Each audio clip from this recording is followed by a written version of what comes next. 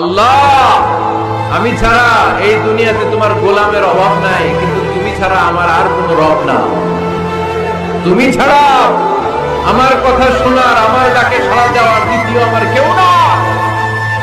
তুমি কাম করতে পারো, তুমি ক্ষমা করতে পারো, সব গুনাহ স্বীকার করলাম। আমি সবচেয়ে বড় গুনাহগার, এমন কোন গুনাহ নাই আমি করি নাই। স্বীকার যান, অনুতপ্ত হন, চোখের পানি ছাড়েন।